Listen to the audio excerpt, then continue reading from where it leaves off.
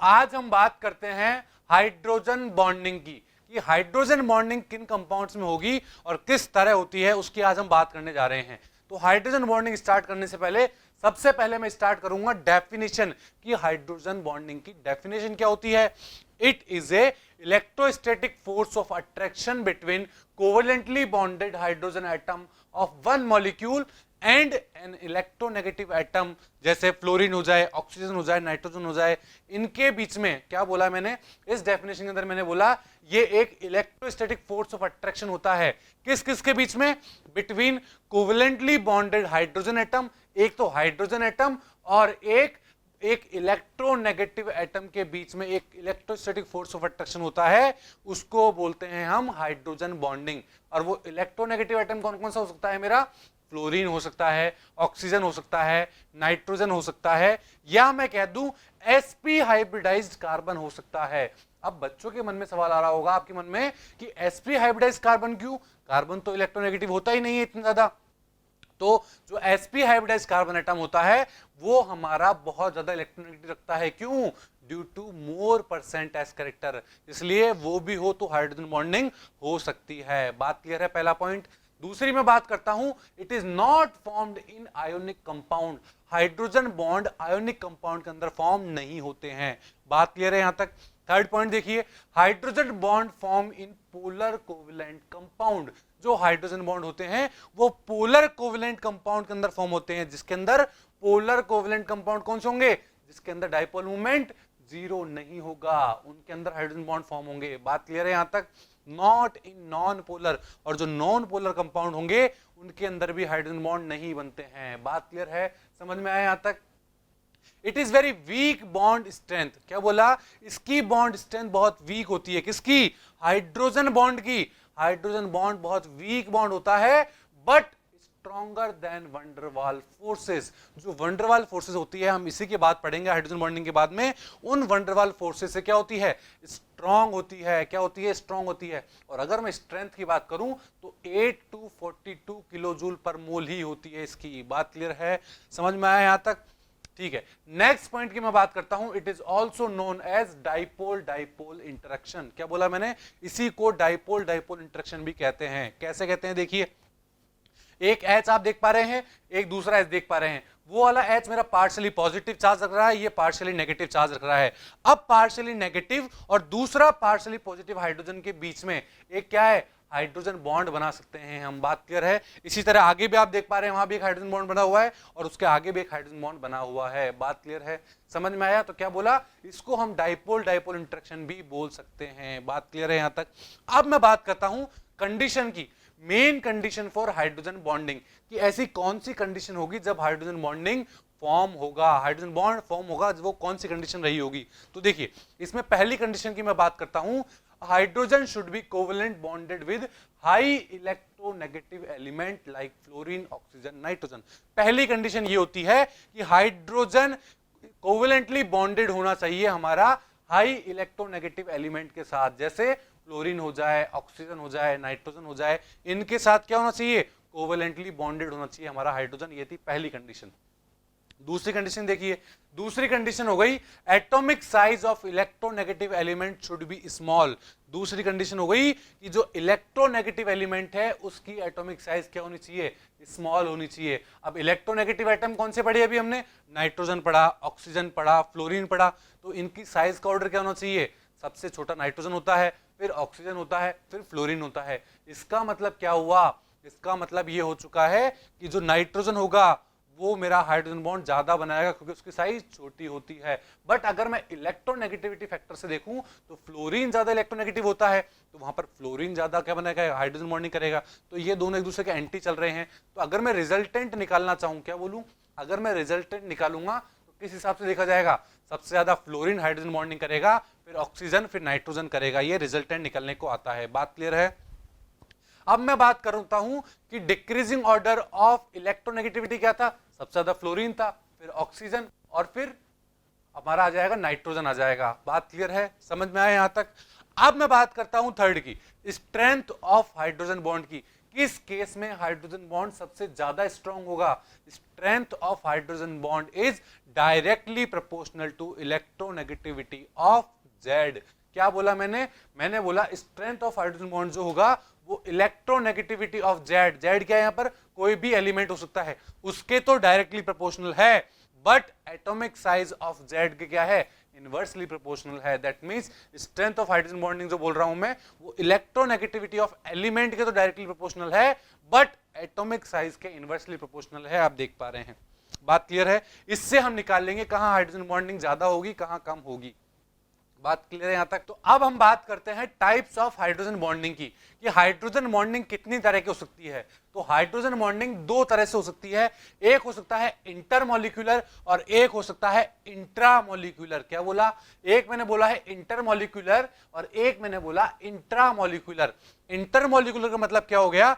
मतलब कोई दो मॉलिक्यूल के बीच में हाइड्रोजन बॉन्डिंग होगी तो हम वहां बोलेंगे इंटरमॉलिक्यूलर, और इंट्रा का मतलब एक ही मॉलिक्यूल के अंदर हाइड्रोजन बॉन्डिंग होगी, उसको हम बोल देंगे इंट्रामॉलिक्यूलर हाइड्रोजन बॉन्डिंग। बात क्लियर है यहां तक? अब अगर मैं बात करूं इंटरमॉलिक्यूलर हाइड्रोजन बॉन्डिंग की, तो वो भी दो तरह की हो सकती है। एक हो सकती है होमो इंटरमॉलिक्यूलर और एक हो सकती है हेटेरो इंटरमॉलिक्यूलर। बात क्लियर है? दैट मीन्स हमें इन सब हाइड्रोजन बॉन्डिंग के बारे में डिटेल में पढ़ना है। बात क्लियर है? तो सबसे पहले मैं स्टार्ट करता हूं, इंटरमॉलिक्यूलर हाइड्रोजन बॉन्डिंग क्या होती है उसके बारे में बात करते हैं। So hydrogen bond formation between two or more molecule of either the same or different compound known as intermolecular hydrogen bonding. क्या बोला मैंने? अभी यही मैंने बात की थी कि कोई दो मॉलिक्यूल के बीच में हाइड्रोजन बॉन्डिंग होना। अब वो दोनों मॉलिक्यूल सेम भी हो सकते हैं और डिफरेंट भी हो सकते हैं, उनके बीच में अगर हाइड्रोजन बॉन्डिंग होगी तो हम उसको बोल देंगे इंटरमॉलिक्यूलर हाइड्रोजन बॉन्डिंग। बात क्लियर है? और ये कितने तरीके की थी? These are of two type. Intermolecular hydrogen bonding दो तरीके की थी। पहली मैंने बात करता हूं होमो इंटरमॉलिक्यूलर हाइड्रोजन बॉन्डिंग। तो क्या होता है homo intermolecular hydrogen bonding? Hydrogen bond form between molecules of same compound. अगर हाइड्रोजन बॉन्ड सेम कंपाउंड के बीच में कोई ऐसे दो मॉलिक्यूल जो सेम हो, उन दोनों के बीच में अगर हाइड्रोजन बॉन्ड फॉर्म हो रहा होगा तो वो बोलेंगे हम homo intermolecular hydrogen bonding. For example मैं बात करता हूं H2O की। आप देख पा रहे हैं यहां पर H2O, तो एक H2O से आप क्या देख पा रहे हैं? चार H2O जुड़े हुए हैं, बिल्कुल स्ट्रक्चर में आप देख पा रहे हैं यहां पर। तो यहां क्या देख पा रहे हैं? एक्सटेंट ऑफ हाइड्रोजन बॉन्डिंग की अगर मैं बात करता हूं इस स्ट्रक्चर में, तो extent of hydrogen bonding is more in H2O। इस H2O के अंदर एक्सटेंट ऑफ हाइड्रोजन बॉन्डिंग बहुत ज्यादा होता है। क्यों होता है? Because one molecule of H2O attached with 4 H2O molecule.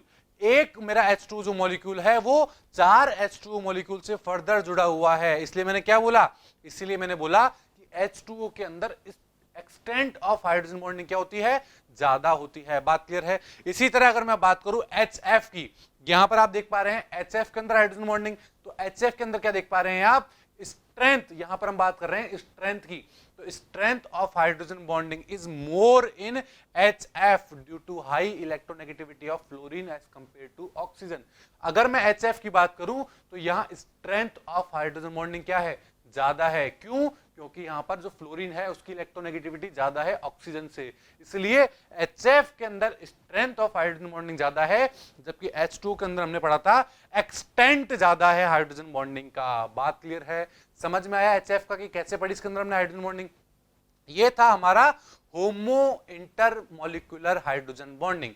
अब मैं बात करता हूं हेटेरो इंटरमॉलिक्यूलर हाइड्रोजन बॉन्डिंग, वो क्या होती है?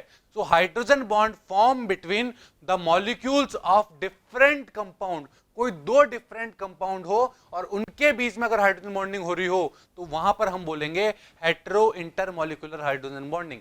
और अगर मैं इसमें एग्जांपल की बात करता हूं तो हम ले सकते हैं between alcohol and water. Alcohol और वाटर के बीच में अगर हाइड्रोजन बॉन्डिंग हो रही होगी तो वो किसका एग्जांपल हो जाएगी?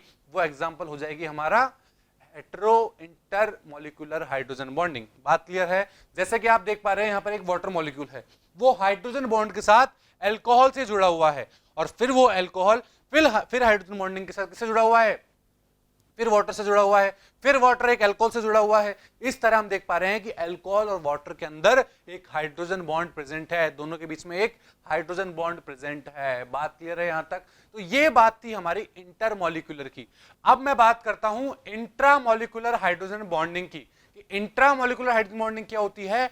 It takes place within the molecule, ये मॉलिक्यूल के अंदर ही होती है। दैट मींस एक इलेक्ट्रोनेगेटिव एटम जिससे हाइड्रोजन जुड़ा हुआ हो और दूसरा एटम जिसके साथ हाइड्रोजन बॉन्डिंग होने वाली है वो एक ही मॉलिक्यूल के अंदर प्रेजेंट होता है। बात क्लियर है? Hydrogen bonding with electronegative element of A functional group form hydrogen bond with another electronegative element present on nearest position on the same molecule। क्या बोला मैंने ये बोला है कि जो इलेक्ट्रोनेगेटिव एटम से हाइड्रोजन जुड़ा हुआ होता है वो हाइड्रोजन बॉन्ड फॉर्म करता है दूसरे इलेक्ट्रोनेगेटिव एलिमेंट के साथ जो कि सेम मॉलिक्यूल के अंदर ही प्रेजेंट होता है नियरेस्ट पोजीशन के ऊपर। बात क्लियर है? बात समझ में आई यहां तक? This type of hydrogen bond is mostly occurred in organic compound। Intramolecular hydrogen bonding mostly organic compound के अंदर पाई जाती है। बात क्लियर है यहां तक? It result in ring formation, और जब हाइड्रोजन बॉन्डिंग होती है तो वहां एक रिंग फॉर्मेशन होती हुई दिखाई देती है हमें, जिसे हम कीलेशन भी बोलते हैं। बात क्लियर है? क्या बोलते हैं? जिसे हम कीलेशन भी बोलते हैं। फॉर एग्जाम्पल मैं बात करता हूं ऑर्थोनाइट्रोफिनोल, किसकी? ऑर्थोनाइट्रोफिनोल की मैं बात करता हूं। तो नाइट्रो, ये देख पा रहे हैं आप ऑर्थोनाइट्रोफिनोल, तो इसके अंदर आप क्या देख पा रहे हैं? जो नाइट्रोजन का ऑक्सीजन है, दैट मींस जो नाइट्रो ग्रुप का ऑक्सीजन है वो OH में H के साथ क्या कर रहा है? हाइड्रोजन बॉन्डिंग कर रहा है। इसी तरह मैं दूसरा एग्जांपल लूं तो मैं लेता हूं सैलिसिल्डिहाइड।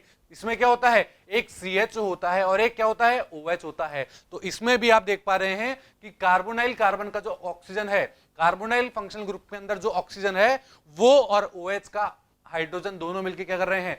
हाइड्रोजन बॉन्डिंग कर रहे हैं। इसी तरह और एग्जांपल भी हम ले सकते हैं, जैसे मैं लेता हूं ऑर्थोफ्लोरोफिनॉल। जैसे आप देख पा रहे हैं ये रहा हमारा ऑर्थोफ्लोरोफिनॉल, इसके अंदर फ्लोरीन और हाइड्रोजन के बीच में हाइड्रोजन बॉन्डिंग हो रखी है।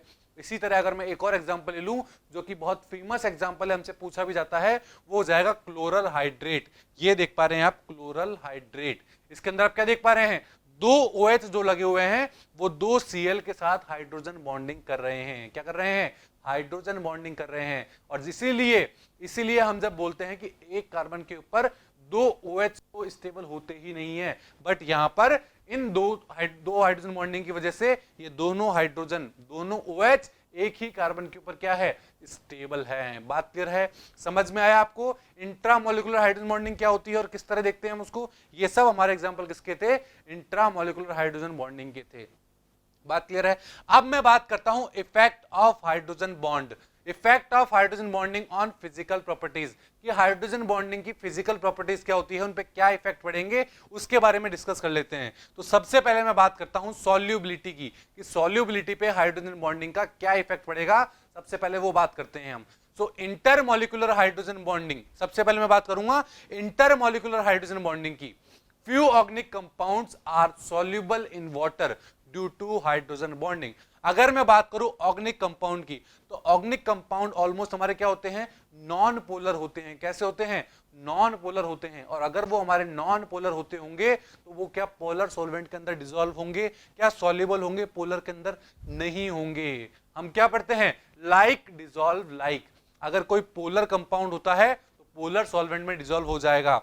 बात क्लियर है? बट यहां पर आप क्या देख पा रहे हैं? हमने बोला ऑर्गेनिक कंपाउंड जो कि नॉन पोलर होते हैं वो भी वाटर के अंदर क्या हो जाते हैं? डिसॉल्व हो जाते हैं। और वाटर क्या है? एक पोलर सॉल्वेंट है। इसका मतलब नॉन पोलर कंपाउंड एक पोलर सॉल्वेंट के अंदर डिसॉल्व हो गया है। क्यों?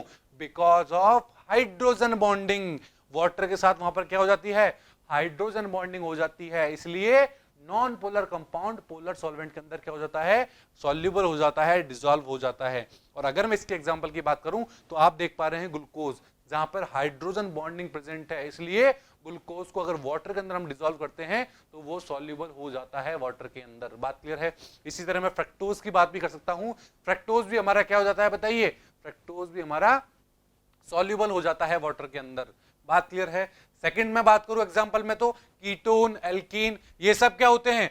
ये सब इनसॉल्युबल होते हैं वाटर के अंदर। क्यों? बिकॉज वहां पर कोई भी हाइड्रोजन बॉन्डिंग नहीं हो पाती है कीटोन और एल्केन के बीच में। बट अगर मैं बात करूं डाई मिथाइल ईथर की, तो डाई मिथाइल ईथर जो होता है वो सॉल्युबल होता है वाटर के अंदर। आप देख पा रहे हैं ये डाई मिथाइल ईथर है, ये वाटर के अंदर क्या होता है, सॉल्युबल होता है। और सॉल्युबल क्यों होता है, क्योंकि ये भी हाइड्रोजन बॉन्डिंग कर लेता है। जबकि बट अगर मैं बात करूं डाई इथाइल ईथर की, तो वो पार्शियली सॉल्युबल होता है। अगर मैं बात करूं डाई इथाइल ईथर की, तो वो पार्शियली सॉल्युबल होता है। ऐसा क्यों, क्योंकि वहां पर बल्की ग्रुप हो जाते हैं दो, कौन से, दो इथाइल बल्की ग्रुप आ जाते हैं, जिसकी वजह से वहां पर हाइड्रोजन बॉन्डिंग इंटरप्ट हो जाती है, थोड़ी डिस्टर्ब हो जाती है। इसलिए अगर मैं डाई मिथाइल ईथर और डाई इथाइल ईथर से मैं बात करूं, तो जो डाई मिथाइल ईथर होगा मेरा, वो क्या होगा, वो ज्यादा सॉल्युबल होगा। जबकि डाई इथाइल ईथर मेरा इतना ज्यादा हाइड्रोजन बॉन्डिंग नहीं कर पाएगा, तो इतना ज्यादा सॉल्युबल नहीं होगा। बात क्लियर है। तो अगर मैं सॉल्युबिलिटी ऑर्डर की बात करूं, किस किस में, डाई मिथाइल ईथर और मीथेनॉल में, अगर इन दोनों के अंदर में सॉल्युबिलिटी ऑर्डर का बात करूं, तो क्या हो जाएगी, जो मीथेनॉल होगा मेरा, मीथेनॉल के अंदर हाइड्रोजन बॉन्डिंग ज्यादा होगी और डाई मिथाइल ईथर के अंदर कम होगी। अब ऐसा क्यों, क्योंकि आप देख पा रहे हैं यहां पर दो CH3 है, तो वो भी हाइड्रोजन बॉन्डिंग को थोड़ा सा कम करेंगे। बट यहां पर मेथनॉल के अंदर केवल और केवल एक ही CH3 है, तो वो हाइड्रोजन बॉन्डिंग को इतना कम नहीं कर पाएगा। इसलिए इसके अंदर हाइड्रोजन बॉन्डिंग ज्यादा होगी, तो ये सॉल्युबल मतलब ज्यादा होगा मेरा, किसके अंदर, वाटर के अंदर सॉल्युबल ज्यादा हो जाएगा। बात क्लियर है। इसी तरह अगर मैं इसी फैक्टर को काम में लूं, कौन से फैक्टर को, इस साइज फैक्टर को काम में लूं, तो मैं बात करूं प्राइमरी अमीन की, सेकेंडरी अमीन, टर्शरी अमीन, अगर इनकी मैं बात करता हूं, तो आप सब जानते हैं कि जो मेरी प्राइमरी अमीन होगी वो वाटर के अंदर क्या होगी, ज्यादा सॉल्युबल होगी। क्यों, क्योंकि वहां पर केवल और केवल एक ही सब्स्टिट्यूएंट है, बाकी दो हाइड्रोजन प्रेजेंट होंगे। सेकेंडरी की मैं बात करूं तो दो सब्स्टिट्यूएंट आ जाएंगे और हाइड्रोजन कम हो जाएंगे। और टर्शरी तो मेरी सॉल्युबल ही नहीं होगी, टर्शरी अमीन, क्योंकि वहां पर तीनों सब्स्टिट्यूएंट प्रेजेंट होंगे मेरे। बात क्लियर है, समझ में आया यहां तक। ये बात थी हमारी इंटरमोलिकुलर हाइड्रोजन बॉन्डिंग का क्या इफेक्ट पड़ा हमारा, किस पे, इंटरमोलिकुलर हाइड्रोजन बॉन्डिंग पे क्या इफेक्ट पड़ता है हाइड्रोजन बॉन्डिंग का सॉल्युबिलिटी पे, वो सब हमने इसमें डिस्कस कर लिया है। अब मैं बात करता हूं इंट्रामोलिकुलर हाइड्रोजन बॉन्डिंग, कि अगर इंट्रामोलिकुलर हाइड्रोजन बॉन्डिंग हो रही होगी तो वहां पर सॉल्युबिलिटी पे क्या फर्क पड़ेगा, उसके बारे में बात करते हैं हम। तो देखिए, it decrease solubility as it form chelate by hydrogen bonding. क्या बोला मैंने ये बोला है कि ये सॉल्युबिलिटी को डिक्रीज कर देते हैं। क्यों, क्योंकि वहां पर एक किलेट रिंग बन रही होती है हाइड्रोजन बॉन्डिंग की वजह से। अगर वहां पर हाइड्रोजन बॉन्डिंग की वजह से एक किलेट रिंग बन रही है, तो वो मेरा सॉल्युबल नहीं हो पाएगा वाटर के अंदर। बात क्लियर है। So hydrogen is not free for other molecule, तो यहां पर पहले से ही किलेशन हो रखा है, तो वो दूसरे मॉलिक्यूल के लिए अवेलेबल नहीं होगा, और दूसरे मॉलिक्यूल के लिए अवेलेबल नहीं होगा, नई हाइड्रोजन बॉन्डिंग नहीं होगी और वो वाटर के अंदर सॉल्युबल नहीं होगा। बात क्लियर है। It can not form hydrogen bond with water molecule, so it can not dissolve. अगर उसने पहले से ही हाइड्रोजन बॉन्ड कर रखी है, जैसे मैं बात करता हूं सैलिसिलिक एल्डिहाइड की, इसने पहले से ही हाइड्रोजन बॉन्डिंग कर रखी है, अब अगर इसको वाटर के अंदर डिसॉल्व करते हैं तो ये वापस हाइड्रोजन बॉन्डिंग नहीं कर सकता। क्यों, क्योंकि इसके पास फ्री हाइड्रोजन नहीं है, और फ्री हाइड्रोजन अगर इसके पास नहीं होंगे तो क्या होगा बताइए, अगर फ्री हाइड्रोजन इसके पास नहीं होंगे तो ये वहां पर डिसॉल्व नहीं हो पाएगा, सॉल्युबल नहीं हो पाएगा। बात क्लियर है। तो ये थे हमारा पहली प्रॉपर्टी, पहली फिजिकल प्रॉपर्टी सॉल्युबिलिटी, जिसमें हमने इंटर और इंट्रा को दोनों को लेके समझ लिया है कि कौन सा सॉल्युबल होगा और कौन सा सॉल्युबल नहीं होगा। अब मैं बात करता हूं सेकंड प्रॉपर्टी फिजिकल प्रॉपर्टी की, मेल्टिंग पॉइंट और बॉइलिंग पॉइंट की, कि मेल्टिंग पॉइंट और बॉइलिंग पॉइंट पे क्या फर्क पड़ेगा।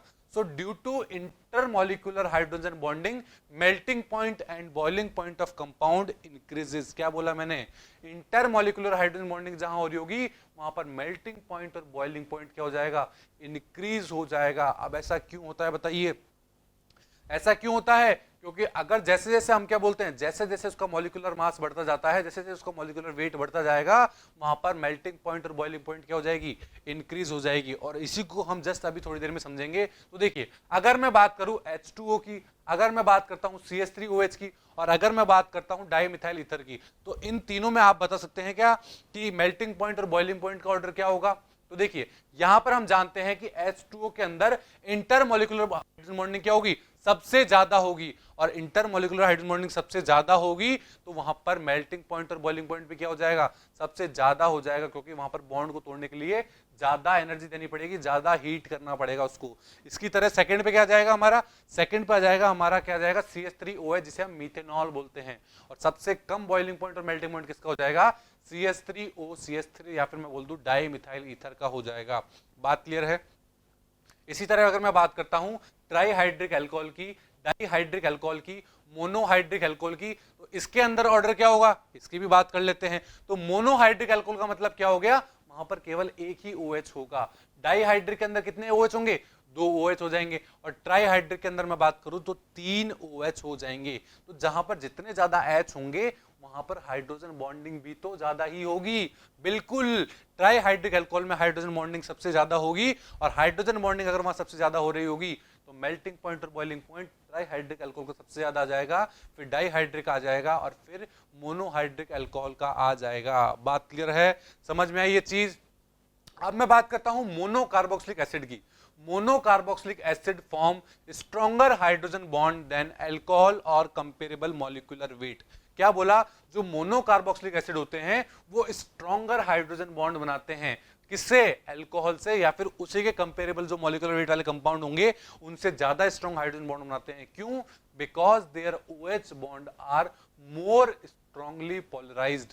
उसका जो OH बॉन्ड होता है, जैसे आप देख पा रहे हैं ये कार्बोक्सिलिक एसिड है, इसका जो ये OH बॉन्ड है ये क्या है, ये मोर पोलराइज होता है, या फिर मैं कह दूं मोर पोलर होता है। दैट मींस ऑक्सीजन के पास पार्शियली नेगेटिव चार्ज और हाइड्रोजन के पास पार्शियली पॉजिटिव चार्ज ज्यादा होता है, इसलिए ये स्ट्रॉन्ग हाइड्रोजन बॉन्डिंग बनाते हैं। Therefore boiling point of carboxylic acid is higher than alcohol. अगर यहां पर हाइड्रोजन बॉन्डिंग ज्यादा होगी तो इनका बॉइलिंग पॉइंट भी क्या हो जाएगा, ज्यादा हो जाएगा।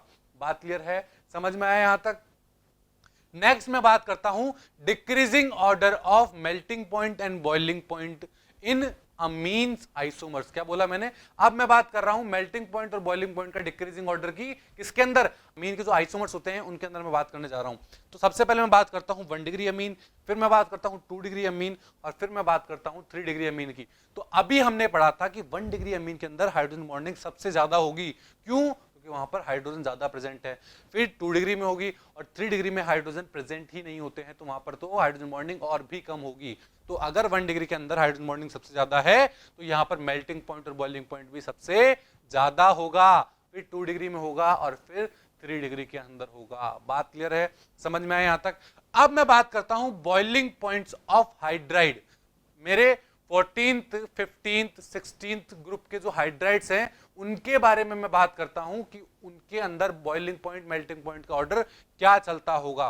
तो देखिए, अगर मैं बात करता हूं ग्रुप 15 हाइड्राइड की, किसकी, ग्रुप 15 हाइड्राइड की, तो हम क्या जानते हैं, ग्रुप 15 में जब हम ऊपर से नीचे मूव करते हैं, क्या बोला मैंने, ग्रुप 15 के अंदर जब हम ऊपर से नीचे मूव करते हैं तो क्या होता है बताइए, ऊपर से नीचे आने पर मॉलिक्यूलर मास बढ़ता है, मॉलिक्यूलर वेट बढ़ता है। यहां तक सबको क्लियर है, सभी को पता है ये। अगर ऊपर से नीचे आने पर मेटेलिक कैरेक्टर भी बढ़ते हैं तो बॉइलिंग पॉइंट और मेल्टिंग पॉइंट भी क्या होगा, बढ़ जाएगा। बिल्कुल, ऊपर से नीचे आने पर मेल्टिंग पॉइंट और बॉइलिंग पॉइंट भी बढ़ जाएगा। तो हमारा ऑर्डर क्या होना चाहिए था, हमारा ऑर्डर होना चाहिए था SbH3 में सबसे ज्यादा, फिर AsH3, फिर PH3 और फिर NH3 होना चाहिए था ग्रुप 15 के लिए। बट ऐसा नहीं होता है। हमारे पास ऑर्डर क्या आता है, हमारे पास ऑर्डर निकल के आता है SbH3, फिर उसके बाद NH3, फिर AsH3 और फिर PH3। अब ऐसा क्यों हुआ बताइए, ऐसा इसलिए हुआ है क्योंकि NH3 के अंदर हाइड्रोजन बॉन्डिंग ज्यादा होती है, और NH3 के अंदर अगर हाइड्रोजन बॉन्डिंग ज्यादा होगी तो उसका बॉइलिंग पॉइंट PH3 और AsH3 से क्या हो जाएगा, ज्यादा हो जाएगा। तो ये हमारे पास ओवरऑल ऑर्डर निकल के आएगा इसका। बात क्लियर है। इसी तरह अगर मैं ग्रुप 16 की बात करता हूं तो जो ऑर्डर हमारा आता है ग्रुप 16 हाइड्राइड का बॉइलिंग पॉइंट का, वो क्या आता है, सबसे पहले H2O, फिर TeH2, फिर SeH3 और फिर H2S। जबकि H2O को सबसे लास्ट में आना चाहिए था, बट ये ऑर्डर निकल के आता है। क्यों, क्योंकि ऑक्सीजन H2O जो होता है हमारा, वहां पर हाइड्रोजन बॉन्डिंग सबसे ज्यादा होती है, और वहां हाइड्रोजन बॉन्डिंग सबसे ज्यादा होगी तो बॉइलिंग पॉइंट बढ़ जाएगा। बात क्लियर है, समझ में आया यहां तक। Same in the case of group 17 hydride. 17 group के हाइड्राइड की मैं बात करूं तो वहां बॉइलिंग पॉइंट का ऑर्डर निकल के आता है HF के अंदर सबसे ज्यादा, फिर HI के अंदर, फिर HBr के अंदर, और फिर HCl के अंदर। ऐसा क्यों हुआ, क्योंकि HF के अंदर भी हाइड्रोजन बॉन्डिंग बहुत ज्यादा होती है, इसलिए HF का क्या हो जाएगा बताइए, इसीलिए HF के अंदर हाइड्रोजन बॉन्डिंग सबसे ज्यादा होगी, इसीलिए उसका बॉइलिंग पॉइंट भी सबसे ज्यादा हो जाएगा। बात क्लियर है यहां तक। अब आपने क्या देखा, sudden increase in boiling point of NH3, H2O, HF, ये किसकी वजह से हुआ, बिकॉज ऑफ हाइड्रोजन बॉन्डिंग। तो H2O, NH3 और HF के अंदर हाइड्रोजन बॉन्डिंग की वजह से उनका बॉइलिंग पॉइंट क्या हो गया, इंक्रीज हो गया है। बात क्लियर है, समझ में आया। अब अगर मैं इन तीनों को ही कंपेयर करता हूं, किसको, H2O को, HF को, NH3 को, इन तीनों को आपस में कंपेयर करता हूं, तो वहां बॉइलिंग पॉइंट का ऑर्डर क्या आएगा बताइए, वहां पर बॉइलिंग पॉइंट का ऑर्डर आएगा H2O में सबसे ज्यादा, फिर HF में और फिर NH3 में। अब ऐसा क्यों हुआ, बिकॉज उन दोनों फैक्टर को कंबाइन कर दूं, कौन कौन सा, साइज फैक्टर और इलेक्ट्रोनेगेटिव फैक्टर, दोनों को कंबाइन कर देता हूं, तो मेरे पास ओवरऑल हाइड्रोजन बॉन्डिंग का ऑर्डर आता है H2O में सबसे ज्यादा, फिर HF में और फिर NH3 में। अगर ये मेरा हाइड्रोजन बॉन्डिंग का ऑर्डर होगा तो मेरा बॉइलिंग पॉइंट और मेल्टिंग पॉइंट का ऑर्डर भी यही हो जाएगा। दैट मींस बॉइलिंग पॉइंट सबसे ज्यादा H2O में होगी, फिर HF के अंदर होगी और फिर मेरी कहां पे हो जाएगी, फिर मेरी NH3 के अंदर हो जाएगा बॉइलिंग पॉइंट। बात क्लियर है, समझ में आया यहां तक। ये बात थी इंटरमॉलिक्यूलर की। अगर मैं बात करता हूं इंट्रामॉलिक्यूलर हाइड्रोजन बॉन्डिंग की, तो intramolecular hydrogen bonding gives rise to ring formation. वो एक रिंग फॉर्म करते हैं। So the force of attraction among these molecule are van der Waals force of attraction. तो उनके बीच में जो फोर्स ऑफ अट्रैक्शन होता है वो होता है वंडरवॉल फोर्स ऑफ अट्रैक्शन।